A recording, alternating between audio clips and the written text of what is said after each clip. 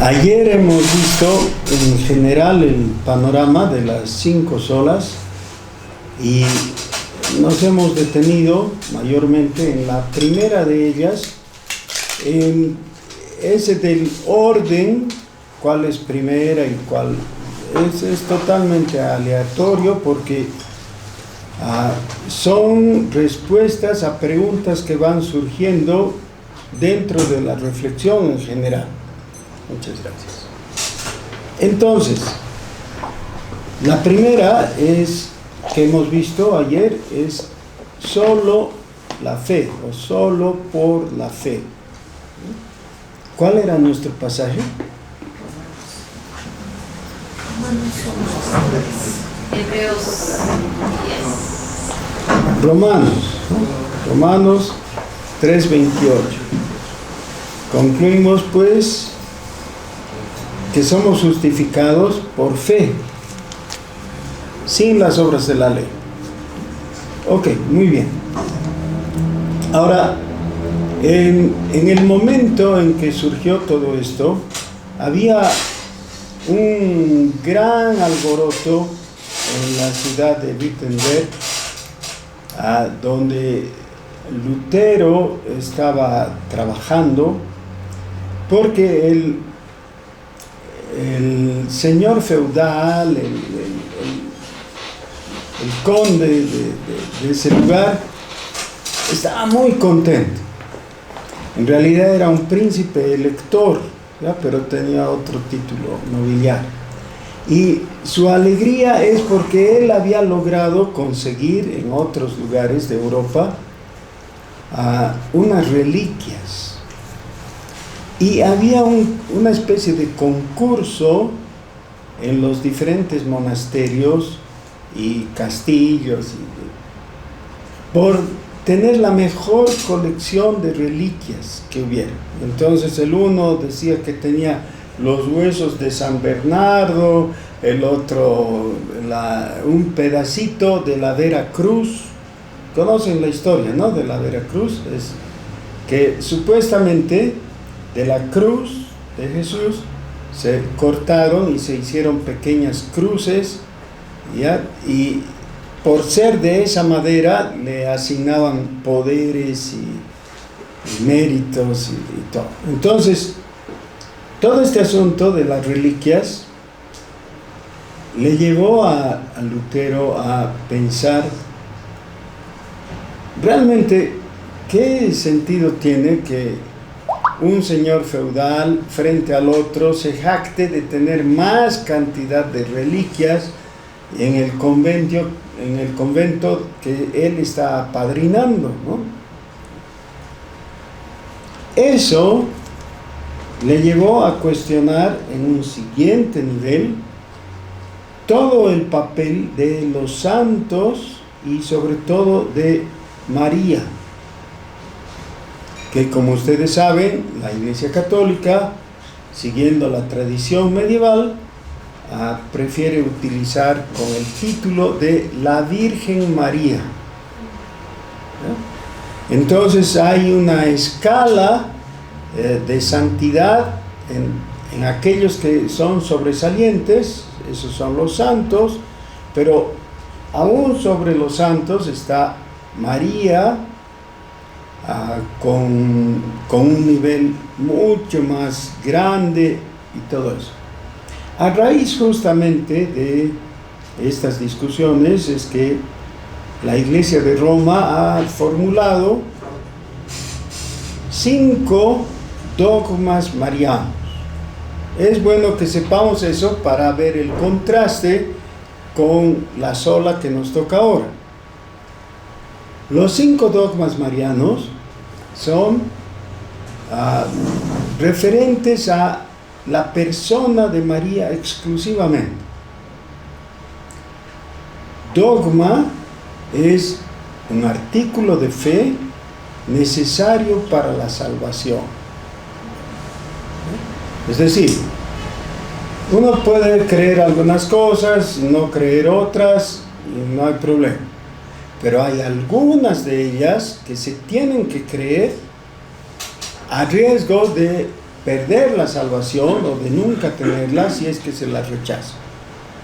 Entonces, de los muchos dogmas que hay, según la Iglesia Católica, 5 son dogmas marianos. El más importante de ellos es que María es madre de Dios. María es madre de Dios. Y hay una gran discusión sobre el significado, el origen de eso. La palabra en griego es prototokos, que en realidad significa paridora de Dios. Ese título, o el término por lo menos, se postuló en la época del Concilio de Constantinopla, en el siglo IV, debido a que no se estaba discutiendo sobre el tema mariano, sino sobre el tema cristológico. Y la pregunta era si Jesús es hombre, o es Dios, o es hombre y Dios. Y la respuesta para nosotros puede ser muy sencilla, porque tenemos más de 1500 años de ventaja, ¿no? Ya de haber reflexionado, y es muy fácil para nosotros ahora. Pero en esos días estaban en la búsqueda de definiciones. Los arrianos decían que Jesús es solamente un hombre, un gran hombre, es lo mejor de la humanidad, lo más exaltado y todo, pero no llega a Dios. En cambio, los que seguían la tradición apostólica, que es reflejada por el Nuevo Testamento, decían que Jesús es Dios. Esa era la discusión. Bueno, llegaron al punto de decir, ¿desde cuándo es Dios? Los arrianos estaban dispuestos a conceder que Jesús fue Dios desde el momento de la resurrección. Había algunos arrianos que decían eso. Pero si alguien es Dios a partir de un momento, realmente no es Dios, porque Dios, para serlo, tiene que ser eterno. Y si Jesús es Dios, pero no es eterno, entonces no es realmente Dios. Y en el punto, o más bien en la línea temporal, si se le pone un momento desde cuando Jesús comienza a ser Dios, y en esa discusión estaban, dijeron, es Dios desde que nació. Recuerden, los arrianos decían desde que resucitó, ¿no? Y fueron retrocediendo, ya desde que nació. La pregunta es, cuando estaba en la matriz de María, ¿era hombre o era Dios? Y llegaron a la conclusión de que era Dios. Entonces ella es madre de Dios. Ahora, recuerden, era una discusión cristológica, pero automáticamente se convirtió en una afirmación mariológica y a la larga en un dogma mariano. Por eso la Iglesia Católica de ninguna manera quiere revisar la afirmación de que María es madre de Dios. Ese es uno de los 5 dogmas.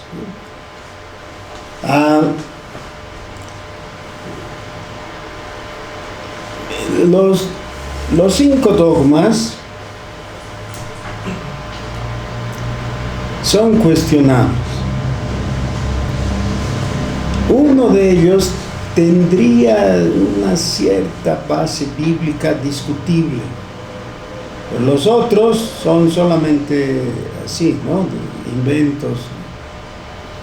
Claro, La Iglesia Católica tiene un proceso en el que los teólogos van trabajando por siglos, generación tras generación, y por eso es un sistema muy sólido, ¿no? Muy difícil de rebatir,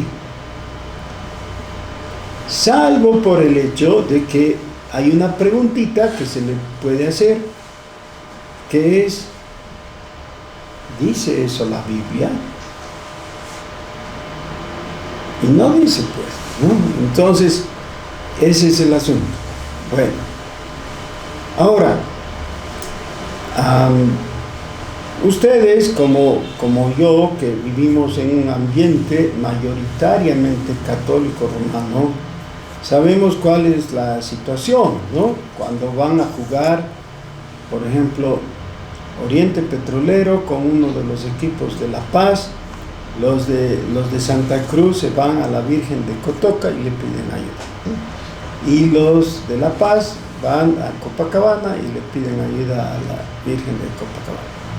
¿Y cuál de ellas le brinda ayuda más eficaz?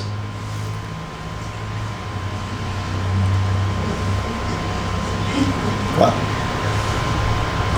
La de Copacabana, pues, porque es más antigua. Ya, no quiero llevar al nivel de burla, ¿ya?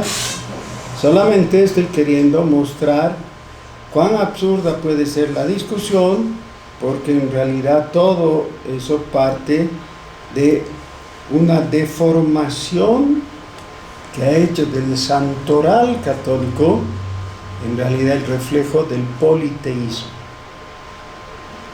El politeísmo es una visión cosmológica.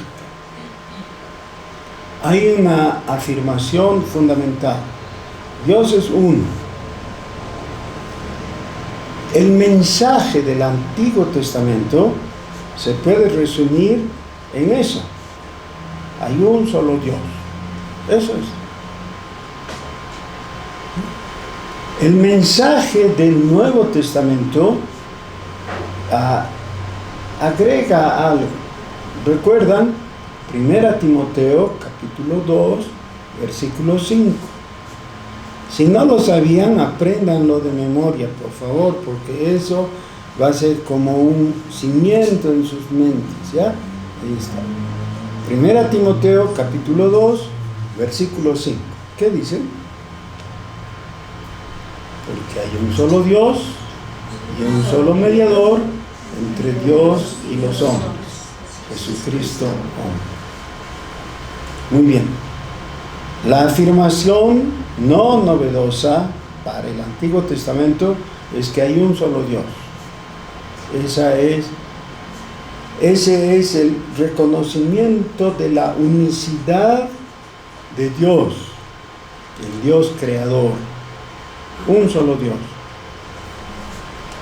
Si hay un solo Dios, entonces lo siguiente que hay que determinar por la lectura de la Biblia como afirmación teológica es si hay alguna forma alternativa por la cual podamos acceder a ese Dios. El Nuevo Testamento, en la forma más clara posible, afirma que hay un solo mediador entre Dios y los hombres. El Señor Jesús mismo lo dijo con toda claridad: yo soy el camino, la verdad y la vida. Nadie viene al Padre si no es por mí. Entonces, cuando se postula cualquier otra alternativa, ¿no?, los diferentes santos o aún María, y ese era el punto es el punto de discusión todavía entre católicos y protestantes. A veces los católicos creen que los protestantes son como renegados en contra de María, o que quisiéramos acusarla de algo. No hay necesidad de acusarla de nada. Más bien, todo lector atento del Nuevo Testamento, de los Evangelios, de una u otra forma se convierte en admirador de María, ¿o no? Así tiene virtudes loables y todo, no hay necesidad de tenerle ningún temor, ni resentimiento, ni nada así. Pero si le ponemos atención a sus propias palabras, queda claro que ella también reconoció necesitar un Salvador. Eso lo dice en su canto, en Lucas, conocido como el Magnificat. Dice que su espíritu da gloria a Dios, dice ella, mi Salvador. Solamente necesitan salvación los pecadores. Y ella necesitó salvación como todos los demás seres humanos. Ok, muy bien. Entonces, ¿en qué quedamos con este asunto? Veamos, por favor, Colosenses capítulo 1.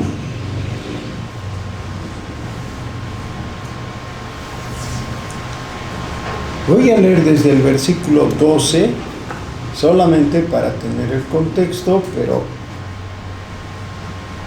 vamos a hacer énfasis en los versículos que siguen. Desde el versículo 12. Con gozo, dando gracias al Padre, que nos hizo aptos para participar de la herencia de los santos en luz, el cual nos ha librado de la potestad de las tinieblas y trasladado al reino de su amado Hijo, en quien tenemos redención por su sangre, el perdón de pecados. En el versículo 14 está definiendo el aspecto soteriológico. La soteriología es la doctrina de la salvación, ¿no? ¿Cómo es que somos salvos? ¿O cómo es que Dios nos ha salvado? En el versículo 13 nos dice que es el Hijo, o su amado Hijo, a quien Dios nos ha llevado al reino de su amado Hijo. Muy bien, pero la parte cristológica realmente empieza en el versículo 15. Dice, Él, ese Él es su Hijo, ¿no? Del versículo 14.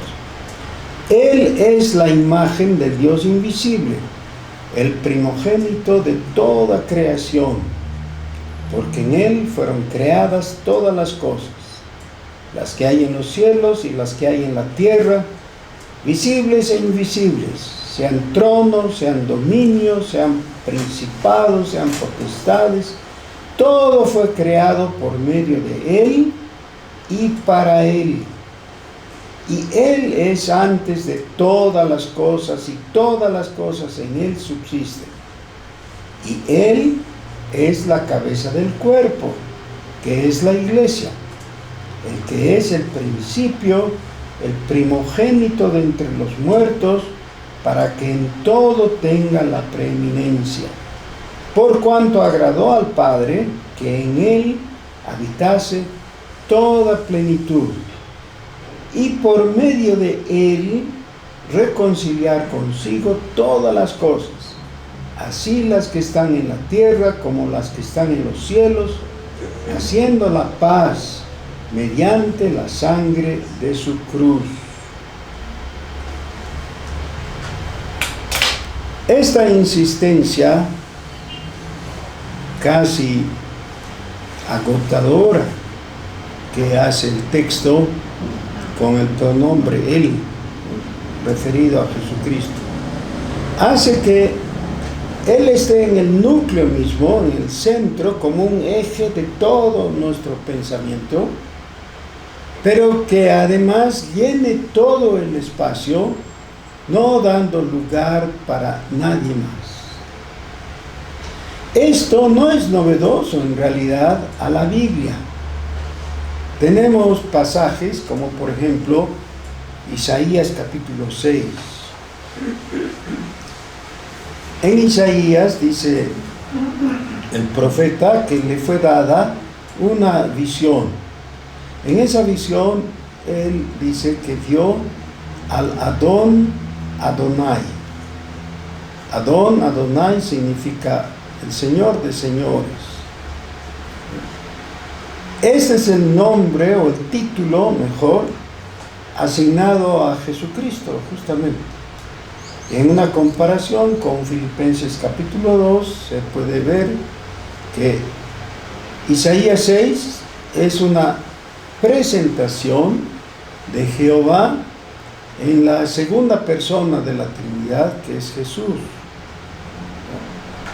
Algo que dice es que estaba sentado en el trono y sus faldas llenaban todo el espacio, esa sala, digamos, del templo donde se presenta la visión, estaba completamente cubierta por las faldas de su manto. Significa que no había lugar donde alguien pudiera entrar, porque tendría que caminar sobre la ropa del rey Jesús. No se puede hacer eso. Así que no hay espacio para más. Los querubines que estaban ahí tenían que volar para poder estar en ese lugar. Dice que eran seres con 6 alas, 3 pares de alas, y con un par volaban. ¿Por qué tenían que estar revoloteando ahí? Porque no podían ponerse de pie. No había espacio. ¿Ya? Y esa es una figura de lo que Dios quiere que veamos. La gloria de Jesucristo es tal que no permite que alguien más esté a su lado. La misma idea, eso es Isaías 6, ¿ya? La misma idea expresada ya en palabras está en el capítulo 42, cuando Dios dice: no comparto mi gloria con nadie. Es decir, no hay lugar para más. En cierto momento de la historia, en el Antiguo Testamento, Dios le dijo a su pueblo: ustedes son rebeldes, así que les voy a dar una oportunidad. Escojan a quién van a adorar. Pueden escoger a Dios para vida o a cualquier otro que ustedes adoren. Pero si van a adorar a Dios, a Jehová, solo pueden adorar a Jehová. Lo que realmente Dios no quiere es el sincretismo, es decir, esa mezcla, esa combinación de darle a Dios una porción, pero también darle a cualquier otro ser otra porción. Y de alguna manera hacer que el asunto combine, y entonces Dios no es exclusivo, no es el único. Una y otra vez en el Antiguo Testamento Dios reclama a su pueblo el no haber sido fiel a ese principio. Si vas a adorar a Dios, solo a Dios puedes adorar, a nadie más. Cuando hablamos de Jesús, el cual debe ser adorado porque es Dios. No es otro Dios, no es que Dios está compartiendo su gloria con otro ser. ¿Ya? El Hijo es parte de la divinidad, y ahí viene todo el asunto de la Santa Trinidad. Ok, entonces,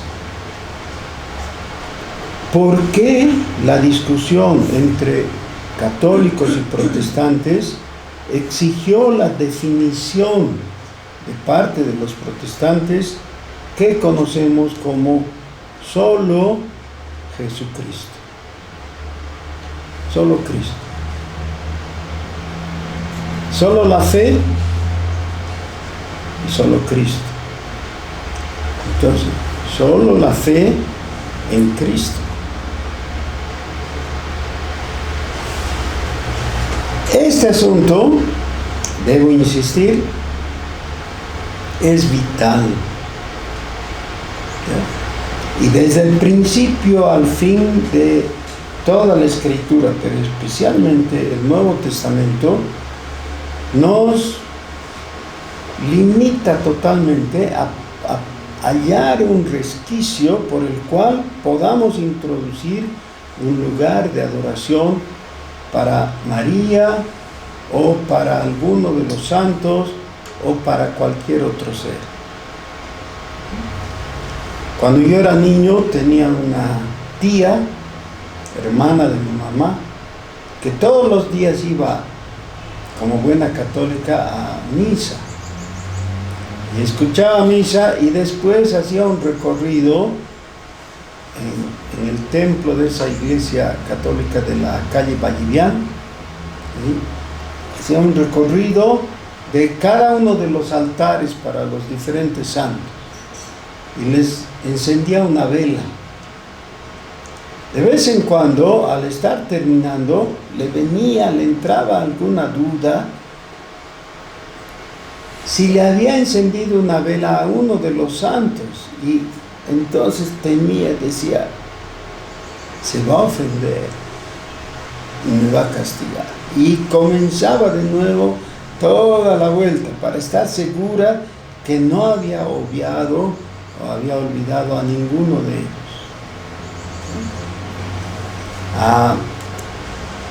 Porque inconscientemente había formado en su mente un sistema politeísta, es decir, reconocimiento de dioses diferentes. El catolicismo, que ha sido sobresalientemente importante en nuestra sociedad hasta un par de décadas atrás, ha dejado su lugar ahora a un politeísmo diferente, porque cada vez más se le da culto, el reconocimiento a la Pachamama. Nunca ha estado ausente, realmente, pero ahora muy abiertamente se contrasta, y algunos de ustedes han estado en el campo seguramente y han visto cómo eso ha tomado mucha más fuerza, ¿no? En los lugares donde se aceptaba por lo menos y se practicaban ritos católicos, ahora se ha abandonado. Hay un sinnúmero de capillas y templos que llaman iglesias, ¿no? Los católicos, que están abandonados, porque no hay sacerdotes y nadie se interesa, y claro, el espacio ha sido rápidamente llenado por los que promueven las religiones ancestrales, viendo el satanismo, ¿no? Siempre ha habido un poco de satanismo encubierto con el culto al tío. Cuando hablas con alguien que no sea cristiano el tema, te dice sí, porque es sabio llevarse bien con Dios y con el diablo. Entonces no tienes enemigos. Pero cuando quieres llevarte bien con Dios y con el diablo, en realidad no te llevas bien con Dios. Eso es imposible. Hay uno de los versículos más consoladores de la Escritura que se encuentra en Juan capítulo 6. Dice el Señor Jesús: al que a mí viene, yo no le echo fuera. Eso es maravilloso, ¿no? Nos da una gran confianza. Sí, al mismo tiempo Él exige que creamos en su rol único y a su papel único, y no comparte su gloria. Esto está expresado en ese mismo Evangelio a través de, por ejemplo, las 7 metáforas. El Señor Jesús dice: yo soy el pan de vida. ¿Recuerdan dónde está eso? Ya dije Juan, ¿no? Pero ¿dónde? En el capítulo 6, ¿no? Ahí da el discurso del pan de vida y ahí afirma: yo soy el pan de vida.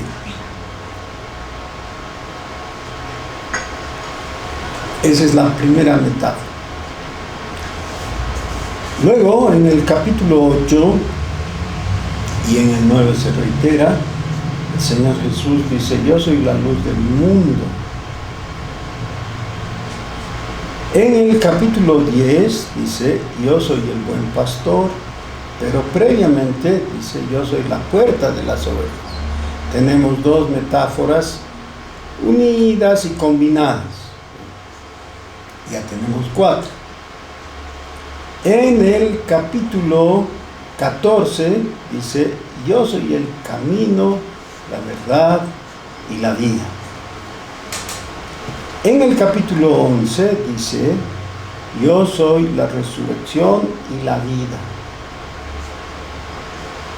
Finalmente, en el capítulo 15 dice: yo soy la vid verdadera. Si uno convierte todas estas afirmaciones en un círculo, obviamente no es un círculo vicioso del cual no podamos salir, sino más bien es un círculo virtuoso que completa nuestro pensamiento y observación de la persona de Jesús. ¿Ya? Lo cual nos lleva a la conclusión: no necesitamos nada más. Y eso justamente es lo que dice, hemos leído Colosenses, recuerden, ¿no? Capítulo 1, con las afirmaciones de quién es Jesús y qué es lo que ha hecho en favor nuestro. Y en el capítulo 2, versículos 9 y 10, dice: porque en Él, Él es Jesús, habita corporalmente toda la plenitud de la deidad. Vosotros estáis completos en Él, que es la cabeza de todo principado y potestad. En otras palabras, fuera de Jesucristo no necesitan nada. ¿Ya? Necesitan respuestas a las preguntas apremiantes de identidad, de destino, de esencia. Sí, todo eso está en nuestro Creador, Jesús. Por Él se hicieron todas las cosas. Necesitamos respuestas acerca de nuestro destino. En Él está, ¿ya? Nuestra esperanza está en encontrarnos en Él, con Él, ¿no? En su segunda venida. Nada queda con un cabo suelto. Dios ha provisto todo lo necesario para nuestra salvación, vida y felicidad en Cristo. Ya está dado. Por eso, solo Jesucristo. Esa es la segunda sola que deslumbró a los reformadores y les dio una comprensión cabal de qué era lo que resultaba inaceptable de la teología de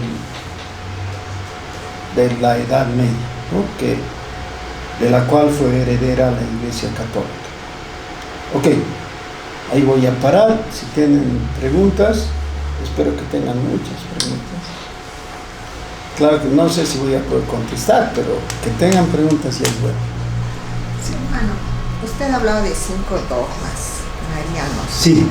Ha dicho que el primero es que María es la Madre de Dios. Sí. ¿Cuáles son los otros 4? Que es la mediadora.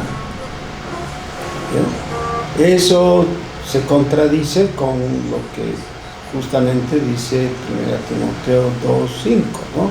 Hay un solo mediador entre Dios y los hombres, Jesucristo.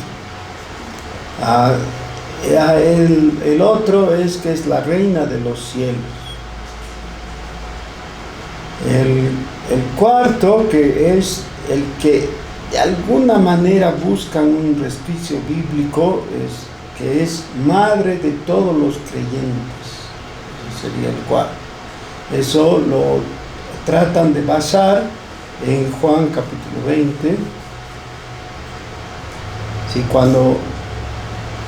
19, cuando Jesús está en la cruz y ve a Juan y su madre María, y le dice a María que ahí estaba su hijo, y a Juan le dice que ahí estaba su madre, lo cual es totalmente personal, ¿no?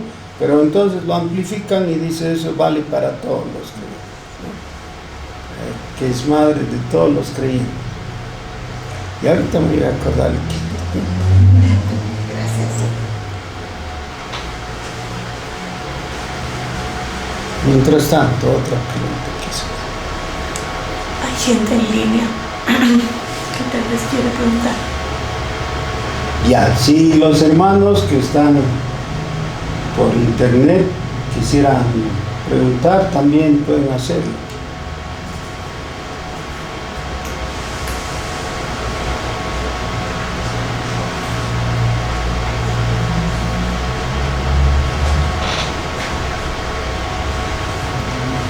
Ok, si no hay preguntas, entonces vamos a completar lo que venimos. Pastor, buen día. Hola, buen día. ¿Qué tal? Buenos días. Aquí de este lado estamos con alguna duda. Ha nacido la pregunta entonces, que para aclarar, María entonces, ¿qué debería ser para nosotros? O sea, ¿qué debería significar para nosotros? ¿Es una mujer más? ¿Es evidentemente quien ha concebido a Dios? ¿Qué es? Ya, creo que está muy bien. Para precisar eso necesitaríamos mucho tiempo. Es muy interesante que los dogmas marianos no solamente han quedado en los 5, sino que actualmente hay en tapete 4 tesis marianas. Te voy a explicar eso debido a tu pregunta, ¿ya? Hay en el nivel superior los dogmas que hemos dicho son artículos de fe necesarios para la salvación. Pero en el segundo nivel están los artículos de fe que no son necesarios para la salvación todavía porque necesitan ser procesados. Ese proceso puede tomar siglos.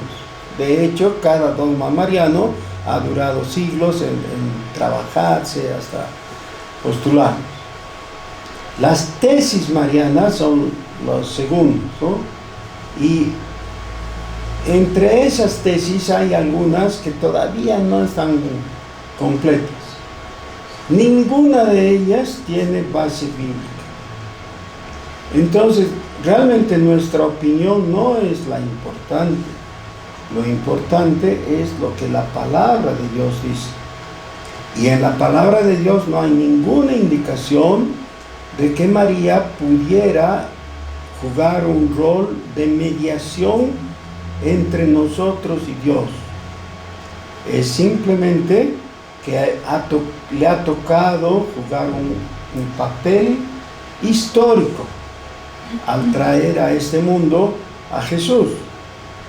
Y entonces necesitamos contemplarla como uno de esos personajes del Antiguo o del Nuevo Testamento, en el mejor de los casos con admiración, ¿no? Muchos predicadores evangélicos admiran al apóstol Pablo, ¿no? Muchísimo, yo también, ¿ya? Y algunos otros a Juan, a Pedro, qué sé yo, y no hay nada malo en eso, pero de ninguna manera se nos permite ir a San Juan, por ejemplo, decirle: San Juan, por favor, si pudieras pedir por mí ante el Padre Celestial o ante Jesús, tú que estabas tan cerca, que te echaste en el pecho de Jesús, ¿no? En la última cena. No hay eso, porque no hay ni siquiera sentido de dirigirnos a Juan. Él no puede escucharnos y no es su rol. cada vez que se busca un intermediario entre Dios y nosotros, lo que se está haciendo es atentar contra el rol único y magnífico de Jesucristo mismo, que para eso ha venido a este mundo, para cumplir ese papel. ¿Ya? El hombre no puede presentar un mediador diferente. María es un personaje de la Biblia, como dije, en el mejor de los casos, admirable en algunos aspectos, con fallas graves, como por ejemplo en los evangelios sinópticos se nos muestra que ella por un tiempo tuvo sus dudas acerca de Jesús. Se nos dice que ella y sus hermanos fueron a querer prender a Jesús porque creían que estaba fuera de sí. Eso muestra que tuvo su tiempo de incredulidad, ¿no? Y tuvo que ser salvada también. Así que no debiéramos preocuparnos en absoluto qué rol tiene María. No tiene ninguno, lo ha tenido en el pasado, pero no tiene nada más. Y realmente se puede evidenciar que una persona es salva, es decir, que ha experimentado el nuevo nacimiento y que tiene la salvación, tiene el Espíritu Santo, cuando tiene familiaridad con Jesucristo. Y si tiene a Jesucristo, no necesita nada más. Ya, en absoluto. No sé si contestas.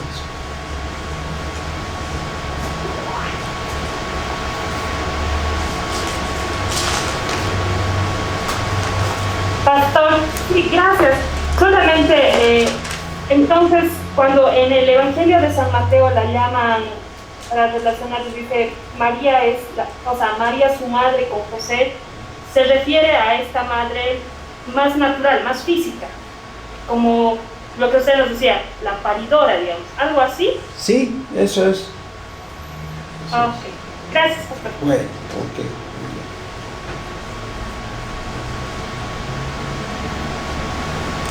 Muy bien, quiero hacerles, para completar todo esto, notar lo siguiente.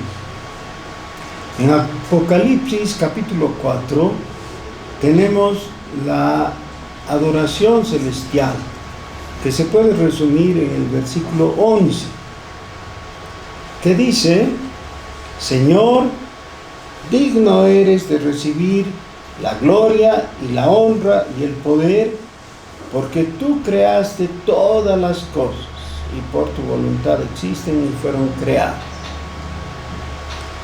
Es decir, tú eres el creador y como creador te doy la gloria, la honra y el poder. En el capítulo 5 tenemos una reiteración de esta adoración, pero ahora tiene un cariz un poco diferente, porque está dirigido a Dios, pero a través del Cordero. Y dice en el capítulo 5, versículo 12: el Cordero que fue inmolado es digno de tomar el poder, las riquezas, la sabiduría, la fortaleza, la honra, la gloria y la alabanza. En el primer caso, 3 atributos. En el segundo caso, 7 atributos. Ahora, no estoy queriendo hacer una comparación que el Hijo tiene más que el Padre. No, pero Dios como el Creador recibe gloria por 3 atributos, pero Dios en el Cordero, que es el Hijo, como el Redentor, es glorificado en 7 atributos. Por eso cuando hablamos de Jesús, siempre tenemos que tener conciencia que estamos ante el Dios único. junto con el Padre y el Espíritu Santo, obviamente. Y nuestra visión de Él tiene que ser de plena adoración, nunca disminuida. Estoy mencionando esto porque indefectiblemente yo creo que todos nosotros hemos sido abordados por los testigos de Jehová, que les encanta entrar en este punto, ¿no? Es decir, que Jesús no es Dios. Y nunca permitas que la semillita de duda llegue a tu corazón, porque si Jesús no es Dios, todo el mensaje de la Biblia se cae en pedazos. Y como vamos a ver después, otra de las olas es solo la Escritura, ¿no? Pero ahora no nos toca eso. Sí, ahora también hay gente o corrientes que dicen solo Cristo, pero excluyendo al Padre y al Espíritu. ¿Nos puedes explicar un poco más de eso, por favor? Ya, sí. Infelizmente, todo tipo de distorsiones se han dado a través de los tiempos. La discusión básica era la que surgió con el arrianismo, ¿no? En el siglo IV, Arrio dijo que Jesús era hombre exaltado, pero no llegaba a Dios, y varios de los personajes que la historia los recuerda, entre ellos sobresale San Agustín, o sea, Agustín de Hipona, ¿no? El defensor de la posición bíblica, mostró que Jesús es Dios. Más tarde han habido varios otros intentos por desfigurar el asunto de alguna manera, ¿no? Hay algunos que niegan concretamente la doctrina de la Santa Trinidad, es decir, que hay un solo Dios, pero hay tres personas, y dicen en realidad es una sola persona que toma diferentes formas. A eso se le llama el modalismo, y es un grave error. Algunos han tomado el nombre de unitarios y otros de unicitarios, y hay una diferencia, ¿no? Son detalles muy sutiles. Todavía nadie ha podido elaborar una doctrina mejor, más completa que la tradicional de la Santa Trinidad. La Santa Trinidad no es una palabra bíblica, o sea, no está en la Biblia. Es un resumen teológico, es una fórmula, pero es eficiente para mostrar lo que la Biblia enseña, que hay un solo Dios y tres personas. Ahora, ¿saben cuándo eso se hace muy sencillo de ver? Cuando oras. Cuando empiezas a hablar con Dios, el asunto se aclara, porque notas que estás hablando con Dios y por momentos le dices Padre, como Jesús nos ha enseñado, ¿no? Y te das cuenta en tu espíritu que estás hablando con Jesús. ¿Y sabían que uno de los nombres de Jesús también es Padre? Es Padre eterno, ¿no? O Padre de las edades, según Isaías. Ahora, en la relación de la Santa Trinidad no es el Padre, es el Hijo, pero es Padre de las edades, es decir, Él ha creado el tiempo. Y por supuesto el Espíritu es el que nos da testimonio de que esa es la verdad. Por eso la doctrina tiene que ser reflexionada, pero es en la práctica de la oración cuando las sombras son disipadas por la luz de Jesucristo. Muy bien. Gracias por su atención. Que el Señor los bendiga. La primera sola era solo la fe. La segunda es solo Cristo. Sería muy bueno que si tienen preguntas las preparen, las traigan escritas. A ver si mañana podemos ver a que el Señor los bendiga. ¿Alguien quiere guiarnos en oración, por favor? Terminar. Por favor. Señor, te damos muchas gracias por esta semana, porque nos permites recordar, revisar o aprender la maravillosa doctrina bíblica, Señor. Gracias porque solo por fe somos salvos, solo por fe somos justificados, Señor. Gracias porque solo por Cristo hemos sido acercados a ti y somos tus hijos. Gracias, Padre, en el nombre de Jesús. Amén. Que tengan una feliz jornada.